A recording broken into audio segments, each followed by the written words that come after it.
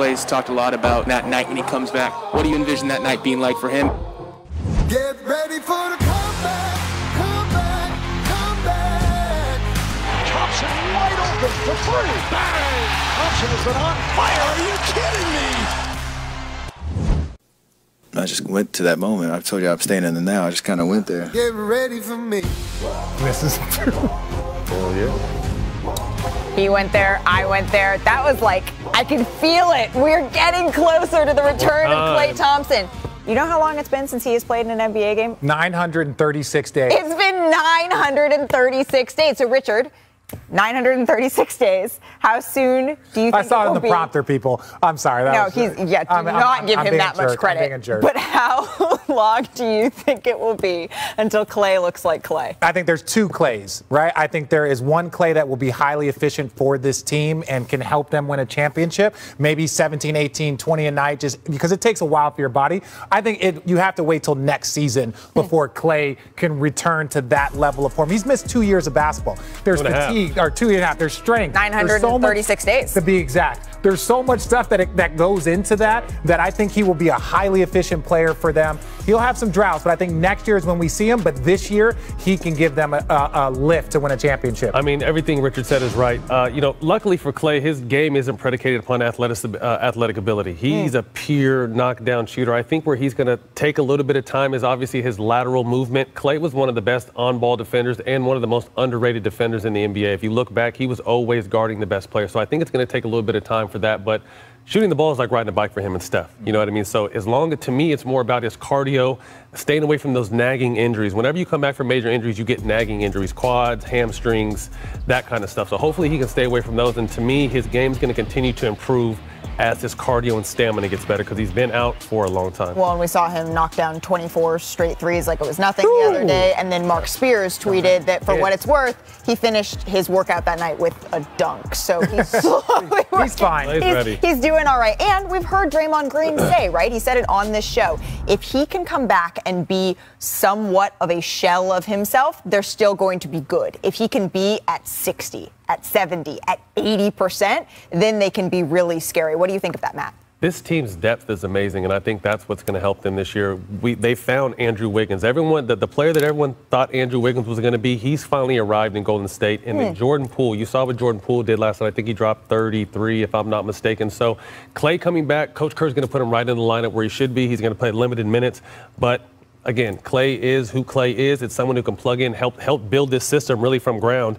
And it'll take him a little while, but Klay is back, and I think the world is a better place when Klay's playing. 100%. Klay is one of those guys that he is universally loved on the court, off the court, just his personality. The game misses him. Shout out, Klay. We miss you. We miss you, big fella. And so it's like when I look at Klay Thompson, I look at an individual that is going to fill in every hole that they might need. If you want to talk about like Steph and Dre, they miss him so much. And like Steph is doing everything that he's doing, knowing that he will have like exponentially more space when Klay is there. The amount of plays that they can now run because they have Klay there that will open up shots for everybody else. So there's so many things that are special about him, and we can't wait to see him out there. We love Klay on the boat, but we love him a little bit more on the court. And you know what else we love? We love Spurs assistant coach Becky Hammon being introduced as the Las Vegas Aces head coach yesterday. So here's what she said about her new gig. Take a listen. Being the head coach of the Las Vegas Aces is a step forward and a step in the right direction for myself, for women's basketball. And I think I cannot emphasize the importance of this opportunity that I have, and that I think this is more advantageous for growth. There's something to being a head coach. You know, I sat in a lot of head coaching interviews, and, you know, I don't think there's two things that people always said, you know, you've only been in San Antonio and you've never been a head coach. Well, I can tell you right now, Mark Davis met me, Nikki met me and said, that's a head coach right now. That's a head coach right now. We're going after her. She's the person. And so that's why they got me. So now welcoming in our senior NBA writer, Ramona Shelburne. Ramona, you've covered Becky Hammon's career for a long time with the Spurs. So what makes her move to the Aces so significant? Well, I mean, it sounds like she took the feedback she was getting in NBA head coaching interviews and did something about it. So now, if and when she ever wants to interview for a head coaching job again, she has more experience as a head coach, and she has more experience with another franchise. And I think the thing you have to remember about Becky is she was the first woman to be an assistant coach in the NBA. She was not the last. She opened up the door for 10 or 12 more female assistant coaches. Maybe one of them will be the first female head coach in the NBA. And that's what we call opportunity cost. Like everybody now, she's not going to be the first one to interview now as an NBA head coach. Absolutely. You got to open the doors for those that are coming up behind you. So why is Las Vegas a good place for Hammond to get her first experience as a head coach? You heard of Asia Wilson? Reigning MVP? Yes, ma'am. Chelsea Gray, Kelsey Plum. I mean, that is a stacked team. They went to the WNBA Finals 2 years ago. Should have gone there last year before they got upset by the Phoenix Mercury. They got a pretty big decision to make about Liz Cambage. The WNBA free agency opens next week. And Liz Cambage is one of the best free agents out there. So it'll be, I think that could be a little spicy there. But this is a good opportunity for her to come into a team that has been trying to get over the hump in the WNBA and win that first title. If she can do that, there's your head coach. I like my food and I like my WNBA team spicy. Me so too. I am all in on that. It's going to be exciting. Next week. Watching Becky Hammon in that new role. Ramona, thank you so much. Coming up on NBA Today, Zach Lowe tells us about the legacy of Dirk Nowitzki. Plus, we hear about Dirk from the players who faced him. That's coming up next.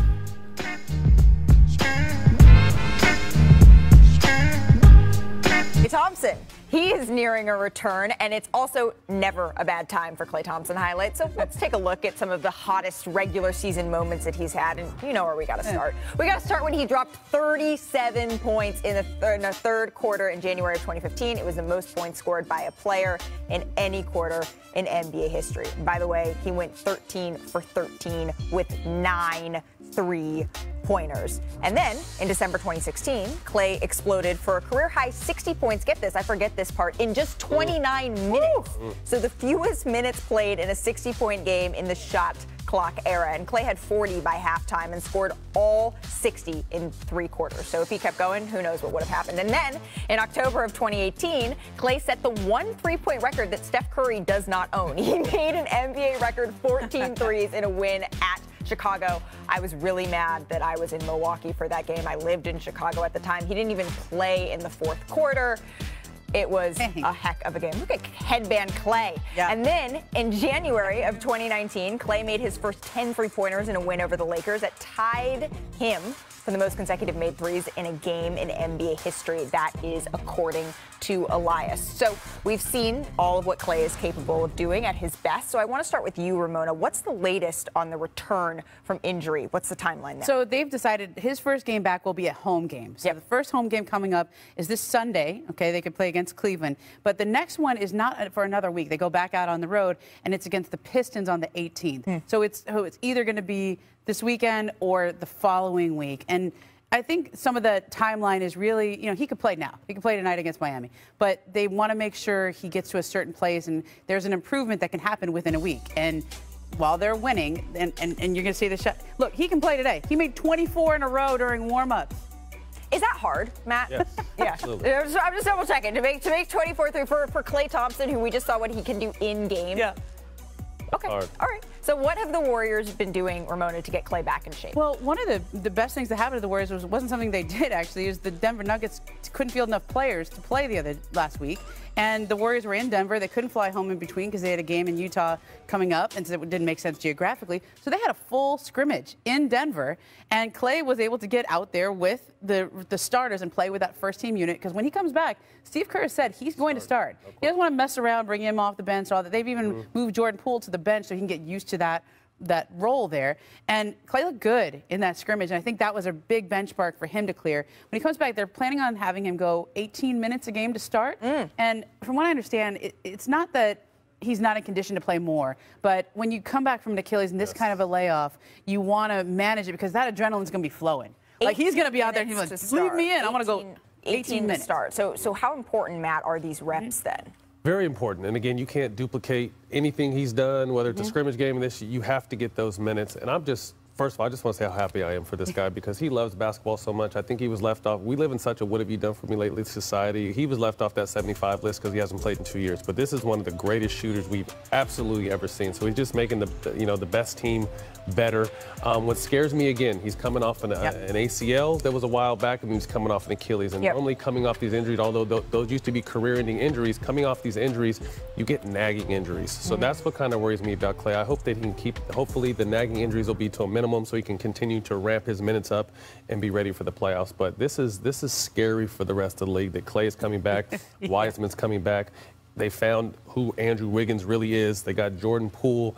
This is a very scary team coming down the stretch, and I couldn't be happier for Klay just to get back out there because I know how much basketball means to him. So perhaps scary hours are migrating from Brooklyn to the Bay Area. A little bit of yikes there. So speaking of Brooklyn, the Warriors are nearing a return with Klay Thompson, and then the Nets, they have Kyrie joining on the court in just 2 days. So Matt, who is going to have a bigger impact upon his return, Klay or Kyrie? Immediate impact, I go with Kyrie. I think full-term impact, I would say Klay. From a standpoint of you're going to get more of Klay. You only get Kyrie for half the season and then half the playoffs. If rules stick to what they are, you're going to get Klay as long as he stays injury-free, as much as Klay's body can handle it. So, I mean, the best way you can help your team is being on the court. And if Kyrie can't be on the court, he can't help his team. The best ability is availability, Ramona. Yeah, it's also reliability. And I think that with Klay, you can say, has he been reliable the last 2 years because he's gotten hurt both times. But those are both two very freak injuries, right. Okay? I mean, the ACL in the finals and then, of course, the Achilles injury when he was playing in an open gym during the preseason, trying to get ready for camp. Kyrie, I don't know. Are we to a point where we feel like you can rely on him on your team as a performer and his emphasis on basketball? Like, is this a play? We know he's only going to play road games. Maybe absence makes the heart grow fonder. Yeah, I mean, look, they need him. They want him. They want him. Kevin Durant, James Harden basically said, we need him back because this is too many minutes for us. But can you rely on him? And I'm not just talking about home game versus road game. I'm talking about priorities. And he said all the right things in his press conference. I was impressed by what he said. But our evidence over the past couple of years is, can we rely on him? And right now, to me, the answer is no. I think to each his own. He's had off-the-court issues, COVID issues, all kinds of different. I just want to know where basketball is at on this list. I think this is probably the first time outside of injury that basketball's kind of been taken away from him. So I think he probably has a newfound appreciation for this game I really love and I really want to play. So I hope that basketball has moved back to the top of his priorities. Again, I respect the vaccination, everything. Everyone has a different opinion on that. But now that he's back, where is basketball on his list? Is it 1? Is it 2? Is it 3? If it's number 1 or even 1A, 1B, we're going to get an amazing Kyrie, and hopefully his teammates like Ramona said can really count on him because Klay's always wanted to be out there no matter what. He would play with a half a leg if he could. He tried in the finals. Yeah, I can't. He did for the free throw. He came back out onto the court. I can't, confidently say that about Kyrie because he's had other priorities. So if basketball is the number 1 priority for Kyrie, it's going to be a problem. Well, and if basketball, his teammates are saying, well, he looks like Kyrie Irving when they're asked, what does he look like in the gym? Right. But if basketball is his number 1 priority and the rules don't change, then maybe that changes how he feels about vaccination, this, that, and the other. But when it comes to the Warriors, when it comes to Klay, we did have Stefania Bell, our injury analyst and expert on the show, saying, don't worry, I sat down with Klay Thompson's doctor, and she said that he is saying this isn't a compounded injury situation. He had enough time to come back from the first. We're really just dealing with the second. But how he can continue on, that's going to be something that's interesting to watch. Where are the scary hours going to lie? I know where they're going to lie. They're going to lie in our next segment because it is the top of the top. Over the last week, Evan Mobley channeled Dr. J with this reverse lay-in. See what else made the cut. That's next on NBA Today. Oh, yeah, sticks. Live from Los Angeles. Coming up on NBA Today, John Morant led the Grizzlies to a win in Brooklyn last night, but where does he rank among the league's top guards? And Trae Young, he dropped an NBA season-high 56, but the Hawks, they still lost. So what's happened to Atlanta this season? Plus, Kyrie is returning to the Nets tomorrow, so is he under pressure with the Nets on a 3-game losing streak? NBA Today, it starts right now. Welcome to NBA Today. I'm Malika Andrews, joined here in studio by 14-year NBA vet Matt Barnes, and he's also the host of All the Smoke podcast. And then there's that guy, Richard Jefferson, who is an NBA champ. Zach Lowe and JJ Redick are also going to join us shortly. But we have to start, guys, with the game of the night. You know where that was, Richard? Brooklyn. Let's take a look, because Ja Morant and the Grizzlies, they were in Brooklyn visiting Kevin Durant and the Nets. We even had, fixing the hair, getting all ready. We had some special guests courtside, Antonio Brown checking out the action. He's not well. Let's get to the game. So it started out all right for Brooklyn. Yeah, Kevin Durant doing what Kevin Durant does, just D'ing up in transition, and then James Harden. He's coming into form a little bit. He is slowly starting to get into shape, but look, everything starts on the defensive end with the big fella. Look at KD with the block again. Absolutely, but then it was all Memphis all night long. And it takes some cojones to hit Matt, that if shot. He starts knocking down that shot, nothing you can do. There's nothing you can do. Nothing you can do. Because he's got all of this left, right, in and out. He might be Look right at up there with Kyrie as far as versatility with both hands. And he's young, too. Yeah. That means that there's a room for that growth. Yeah. Well, you know Kendrick Perkins was tooting the horn for him for MVP this morning, especially when he's doing that. I need to see that again. Let's calm down with the MVP talk, but God! How long was he in the air? He had more room, too. That's a great My poster. goodness. Yes. More Ja all night in Barclays Center. Yeah, he's working that pick and roll, kind of like how Chris Paul does, gets to his spots, but he's got that athleticism. He'll to dunk finish on you around. once he gets He'll to the dunk on basket, you. That's the difference. The Nets made a little bit of a run, but the Grizzlies win. Here are the Grizzlies after the game. Ja, he's a crazy talent. You see him blossoming in front of our eyes. When he's playing like that, the urgency that everyone else is playing with, he's a driving force for us. Durant pushes, gets by Durant to the rim. Jams with the right hand. Oh, get out of the way. Since college, he's been on this trajectory, as a basketball fan, and can't wait to see what his life year is going forward. People are debating whether or not he should be an all-star. I mean, I think we should be debating whether or not he's the best point guard in the league. I'm a very humble guy, but I'm also confident. I'm going to let my teammates and them to continue to talk for me. I'm going to just go out there and do what I can on the floor to help prove their case right even more. All right, so we just heard Ja's teammate Desmond Bane call him the best point guard in the league. So, Matt, where does he rank for you? I'm not mad at that. He's in that next wave of point guards. I think right now we still have Steph, Dame, Kyrie, CP. I think he's in that next wave with Luka, Trey, LaMelo Ball, but I would put him right at the top of that next wave. So he looks at all these older guys as lunch every night, and they know they're going to have a long night when they got to face someone like Ja Morant. But he's next in line with these guys, but, I mean, incredible talent. Absolutely. Yeah, and he has absolutely no fear. The tough thing about positionless basketball is now it's like, who the hell is the point guard? Right? If you're talking about a traditional point guard, yeah, Ja is right there. But you got to include Steph. You got to include guys like Luka that has the ball. Even James Harden, who has been playing point guard the last couple of years. We forget he was an MVP candidate last year towards the end before he got hurt. So is he in that next tier? 100%. Could he be the best point guard by the end of the season or in the next year or so? I could see that without a doubt. And I feel MVP's coming in his future. Oh, yeah, definitely. MVP's coming in his future. Is All-Star coming now, Matt? It should, but sometimes, he still has respect to the players because it could just be a numbers thing, with the All-Star. It's tricky how guys get on. He's played his way into his first All-Star appearance. But if he doesn't, he has the respect around the league. They know he's one of the best in the game. And there's no disrespect to guys like Damian Lillard, but Ja has had a better season than Dame has. But there's a high probability that Dame will get voted in over him. You put a little roll on it. Ja. You put a little roll on that. All right. Did you see his game? You see his game? Man, I was down to listen. We don't need to talk about my vacation, man. Yeah, well, no, we do not need to talk about that. You mentioned him, though, Trae Young, so let's get to his big night because he scored 56 points to go along with 14 assists. That was against the Trailblazers, but unfortunately, it came in a loss despite the fact that the Blazers were without two of their top players. That's Damian Lillard and CJ McCollum. And get this, guys, the 56, that marked Trae's career high and the most points that any player has scored in a game this season. And Trae has scored or assisted on 86 points. So that was tied for the most by any player in a loss over the last 25 seasons. So a little bit of the good, well, a lot of the good come with a little bit of the bad. I do want to bring in JJ Redick from New York and senior writer Zach Lowe here. So JJ, I do want to start with you. How frustrated do you think Trae Young should be with a loss like that following a career high performance? Oh, he should be very frustrated. He's having as good of a season as he's had in the NBA. His efficiency numbers are great. He's second in the league in scoring, third in assists. But here's the problem. The Hawks stink defensively, and their margin for error night to night is very slim. They've got the second best offense in the league. They've got the fourth worst defense.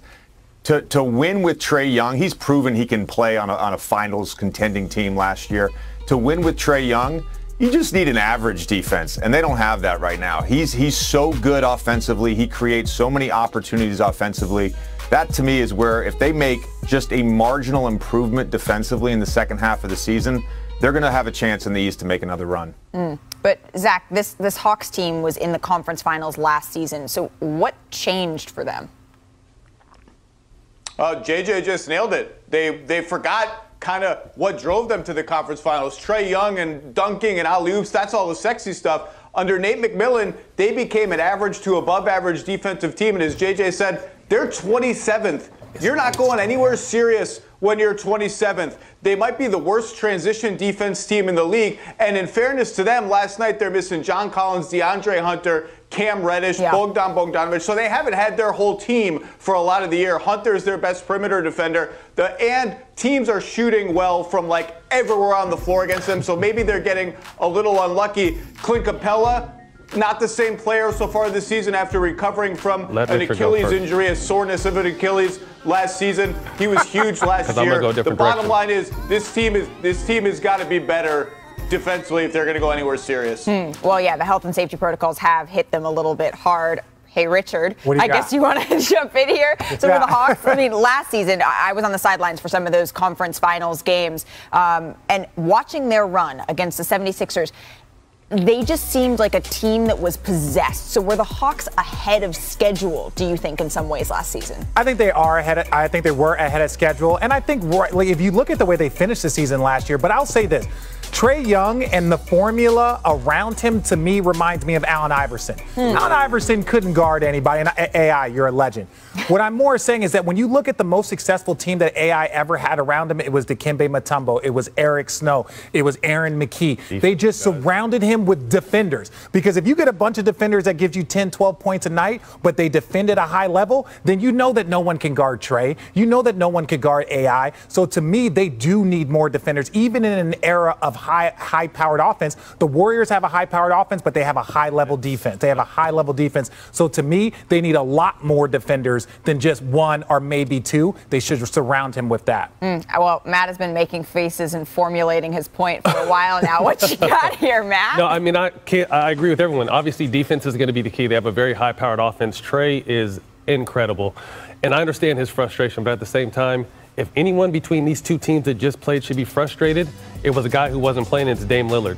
Portland has not got that team better yet. I want to say they're 12th in the West, under 500, and Dame is wasting so many good years there. So I understand Dame's frustration. I understand Trae's frustration. He's a young guy. He's got a lot more basketball ahead of him. Dame has had this frustration for a long time, putting up 50-point games and taking L's. So Portland's GM and Portland's front office need to do something for Dame. But again, defense is what's going to help Atlanta get to that next level, and there's still time to improve that. Well, when I sat down with Trae at the end of last season, he told me I'm not going to be satisfied until we bring a championship to Atlanta, and I'm sure Damian Lillard feels the same way. There is something, though, from last night's game on the winning side that I did want to highlight from the Blazers, because guard Anthony Simons, he scored a career-high 43 points in a win. And then after the game, he revealed some very difficult circumstances that he was dealing with that helped motivate his performance. So take a listen. You know, sadly, my grandpa died last night, yesterday from cancer. And it's all him, honestly. So I take credit to him. You know what I mean? I dedicated this whole game to him. So, like I said, I can't take credit tonight. That was all him. So. How many times did you think of him tonight? You say what? How many times did you think of him tonight? The whole game. You know what I mean? It was a sad kind of day, but I mean, he would want me to play today, so I wanted to go out there and play my game and play the best of my abilities, and you know what I mean? That was all him that took over my body tonight, so. Everyone at NBA Today would like to send our condolences to Anthony Simons for his loss and to his family. That was a tremendous performance after the loss of his grandfather. We do have more NBA Today coming up. The Bulls, they have won 8 straight games. But is their success sustainable? Matt Barnes is big on Chicago. And with Kyrie on the verge of returning to the Nets, we'll take a look at his top of the top from his career. You've got to see some of these plays. Plus, with the Mavs slated to retire Dirk's jersey tomorrow night, we'll examine his legacy. That's next on NBA Today. 3, 2, 1. All right, it is time to go coast to coast, starting with Kyle Kuzma, because he has been on fire, scoring 36 in a win over the Hornets. That's tied for his most in the last 3 seasons. He's averaging 28 points, 11 rebounds over his last 4. So, Richard, what's gotten into him lately? Well, no, Kyle Kuzma has always been one of those guys that's like, I want to prove to everybody who I am. And now he has an opportunity, a lot more leeway. And I'm sorry, you learn from playing around great players, and he is showing every inch of that right now. And then, speaking of great players, Joel Embiid, he recorded his 3rd career triple-double as the Sixers blew out the Rockets. This was Embiid's 4th straight 30-point game, tying the longest streak of his career, and he was just named Eastern Conference Player of the Month. So, Matt, is he the best big in the league right now? Love Embiid, and with all due respect to Jokic, last year's MVP, a healthy Embiid to me is the best big in the league. And if I'm him, I'm getting frustrated because I'm going to that front office and saying, you guys got to do something with Ben because I'm wasting good, healthy years and we're not going nowhere because you haven't made a decision with Ben. The trade deadline is a-coming, and now we're going to go to the Western Conference Player of the Month. It is Donovan Mitchell. He scored 29 points, including 1 bucket off a very nice ankle breaker to lead the Jazz their 9th straight road win. Do you buy the comparisons to D-Wade, Richard? Yeah, but, D-Wade, look, the game grows, but he's strong. He does everything, but his jump shot has improved every single year. Well, and then Matt's favorite team, the Bulls, they won their 8th straight game, the franchise's longest win streak since the middle of 2011-2012. So Chicago remains atop the Eastern Conference. Despite the win, though, DeMar DeRozan, he went on to work on his free throws. That was after the game, after he shot 7 for 13 from the line, so he's never satisfied. Matt, yesterday, you said that the ceiling you thought for the Bulls was? To be in the finals. So, Richard, do you agree that's the ceiling? I think that is the ceiling, 100%. I can see kind of very similar to how Atlanta had that run. If someone goes down early and you beat one great team. It's all about playing hot getting hot at the right time. Yeah, so I 100% think that the Bulls can make it to a finals. Do I think that they could beat enough teams to win a championship? I think that might be out of their control right now, but I could see that they're building towards something like that. Well, and they're a team that a lot of folks have been surprised by. I do, guys, want to get to Jimmy Butler, though. He was unable to walk off the court under his own power yesterday after sustaining an apparent injury to his right foot. So the injury occurred with 3 minutes and 14 seconds left in the third, and we're still waiting for an update on his status. But I do want to bring in Zach Lowe for more on Jimmy Butler. So, Zach, Jimmy Butler has already missed 15 games this season. So can the Heat stay afloat if he has to miss a significant amount of time again here? Malika, I'm starting to believe the Heat could stay afloat playing 4 players instead of 5. It doesn't even matter who's on the floor for them. They just keep on winning games. They're 9-6 without Jimmy Butler. A lot of those games Bam Adebayo missed. He missed about half the season so far. PJ Tucker missed games. Tyler Hero's missed a bunch of games. And when Bam and Jimmy went out, they said, okay, our 2 best paint scorers are gone. Let's bring in Gabe Vincent and Max Strus. Yeah, you heard of them? They're good. They shoot tons of threes. We'll bomb away from 3. They can shape shift depending on their personnel. Obviously, they need their best players to contend for a championship, which I do still think is the ceiling for this team to win the East, speaking of ceilings. And the word I've gotten so far today is they're pretty optimistic. This is not a serious injury. He could be back after a few games. And can they stay afloat? Yeah, their next few games are pretty tough, but they've shown they can stay afloat pretty much regardless of circumstance. Optimistic, you're reporting right now that this could not be a significant injury for Jimmy Butler. We're still waiting for a little bit more information. Thank you for that update, Zach. I am curious, though. You mentioned those next 2 games coming up. They're a little bit tough. So even if he has to miss a little bit of time, that shape shifting that they're going to have to do, what type of elasticity are you looking for them specifically coming up here? Well, a lot of Kyle Lowry and a lot of Tyler Hero, and other than that, it depends on who's getting out of protocols and when. I think Strus is coming back soon. Duncan Robinson maybe follows him, but it just depends on who they have. Omer Yurtseven tweaked something last night. He's been huge for them. No one knows who the big Yurt is, but he's been playing well. They just keep on getting players. Caleb Martin is balling out. They'll just need more from everybody, but naturally when you lose a star, you got to lean more on the stars that you have. And right now, Kyle Lowry and Tyler Hero are their best healthy offensive players. They're going to need, 50 points combined from those guys usually to get W's here. Well, listen, coming into the season, a whole lot of people were high on the Heat, especially after their season ended the way that it did last year. So we'll see what happens there. But they are a tough and particularly well-coached team. Hey, Zach, we got more NBA Today coming up. So with the Nets, they're on a 3. Not gonna lie, it's been tough to watch from the sideline. I knew the consequences. I wasn't prepared for them. Grateful just to be back in the building, walking back with open arms. I'm back on my bully, I thought you should know that. Finessing is something I really am pro at. You think you better, well, you gotta show that. Even if it's just on the road for away games, I'm just grateful for the opportunity. Welcome back to NBA Today. So this is slated to be comeback week for several key players, and that includes Kyrie Irving. And while Kyrie told reporters in Brooklyn recently that the months away when he was away from the team, he was getting run in high school pickup games, Coach Steve Nash said that he's looking, well, just take a listen. I think Kyrie looks great.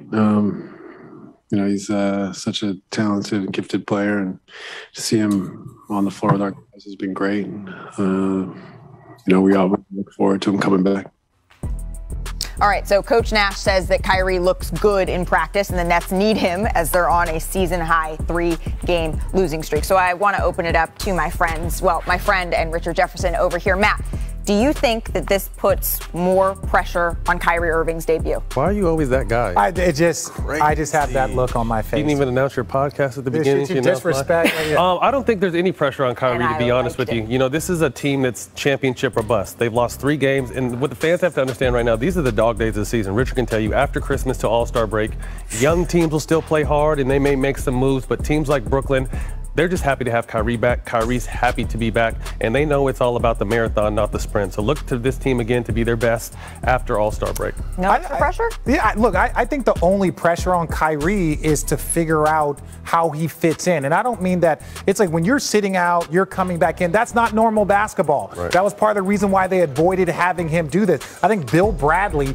was like the last person to do this for the Knicks in like the 70s or 60s or something, because he was still going to school at Princeton. So that he was playing just the home game. So this is unprecedented. We've never seen it before, and I think that is the pressure on Kyrie. Not can he perform, not will the Nets be better with him, but how do you handle that in and out of the lineup? And you have to make it the adjustment for your teammates. So the pressure is more longer term. Can you make this work as sort of a part-time player, at least for the foreseeable future? Well, I think to piggyback off that, what did we only get 9 games with the Big 3 last year with this Brooklyn team? You know what I mean? So this is still very new to their core. And the fact that, like Richard said, he has to get acclimated. He has to find out. Hopefully, when he was out, he was watching to see, like most great players do, where he can affect the game at. So I'm sure he's doing that. So again, I think Kyrie will come back.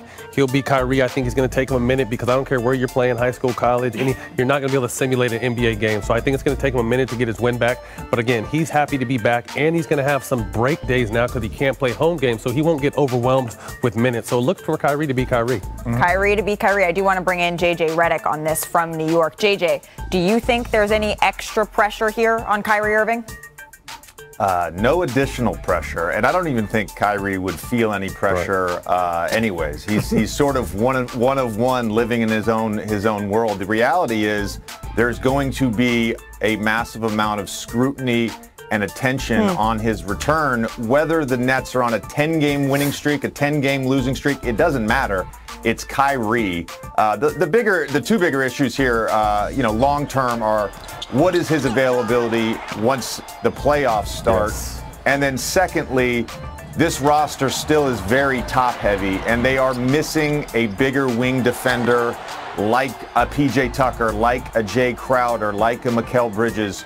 They're 6th right now in defense, but they're 25th in defensive rebounding. Steve Nash talked for 5 minutes about this after their loss last night. They still need a bigger wing defender long term. What was interesting to me last season, JJ, is when you were watching in the regular season, their defense was, I think, 24th or something, in the 20s in the league, right? And then in the playoffs, it went up into the top 5, and the veterans stepped up. Yeah. That's when they made the impact, but that's also when they could potentially be missing Kyrie for some of those key games. And so how is that dynamic going to play out? But Matt, you mentioned this. There's been so much scrutiny on Kyrie Irving, right? And so much discussion about what is right, what is wrong here. I almost think some folks maybe forgot just how good Kyrie Irving is, if that's possible. JJ, thank you so much for joining us, because I got get into this monitor some of the top from Kyrie Irving's all-star. Oh, look, Kyrie, is he the first person with a solo edition? No, we've done a Steph Okay, well, just don't ruin the fun, okay? You're wrong, and I couldn't take away an opportunity to remind you of that. All right, top debut. Kyrie made his Nets debut on October 23rd, 2019. I was in the building. He put on a show. You remember what he did? He had 50 points in that game. He was the 5th player in league history to record that in a season opener. Look at Kyrie, but this is what people don't understand. Kyrie hits you on all different levels. He's a 50, 40, 90 guy. Hit one of the biggest shots in the NBA history when he's in his 20s. There is nothing that you can't say. His resume is complete. The only thing they want is more. They want more of Kyrie. They want more championships. And that's why he put together this team in Brooklyn to compete for a championship. So I know they're happy to have him back. Well, we also have a top performance. It was a regular season game in San Antonio, but there was nothing regular about this performance. Career high, and the Cavs franchise record, 57 points for Irving. Yeah, look, Kyrie, we know this, that when he gets going, there's nothing that he can do. We talked about Ja Morant. Ja Morant, Matt said, is like a kind of a younger Kyrie. He's got the left hand, he's got the right hand, he's got the English. And Kyrie's athleticism is one of the most underrated parts of his game. Not from a dunk standpoint, but from a body control standpoint, it is next level. And I think you could say what you want about Kyrie as the person off the court, but there's no denying his talent. He's going to go down as one of the greatest point guards ever to play skill-wise. Like Richard said, his resume is already what it is. And again, he brought his 2 friends in to win more. And if they can get on the same page, there's no reason why they can't. Yeah. Well, top all-star moment, because he put on another show. Yeah. Second career all-star appearance. He went off 31 points, 14 dimes, secured the MVP trophy. I mean, Matt. What can you do? I mean, his game is like he's playing. That's a regular move he would make in a regular season game. He makes all-star moves on a nightly basis. One of the best under the basket finishers. Learn that from Rod Strickland, his Godfather. Godfather. Excuse me. Thank you. Just Kyrie is special. And again, I think this is the first time we talked about it, barring injury, that the game was taken away from him. So I think he's coming back with a new hunger and a new appreciation, prioritizing basketball. Like I said, it's only going to get sticky when the playoffs hit. Yeah, very sticky, because, look, it is not done. It is not done. You got Milwaukee. You got some high-level teams that, like, if you're not at 100%, absolutely, he's got to be there, locked in. Richard, I'm just going to let you take it away. Ladies and gentlemen, the greatest shot in NBA history, Kyrie Irving. He hit it over the 2-time MVP, the 73-win team, and you're down 3-1 in a Game 7 tie score. That is the greatest shot in NBA history, people. I feel like there's some bias with all. Maybe a little bit of bias. Like you might have been on that. Maybe a little bit of bias. Maybe a little bit of bias. I mean, absolutely right. Everything you said. Absolutely. Yeah, maybe a little bit of bias, but one of the most impressive. Maybe top 2 or 3. I'm saying number 1. In that moment, do you remember? Like, can you just describe that feeling? No, we're on television. We're on television.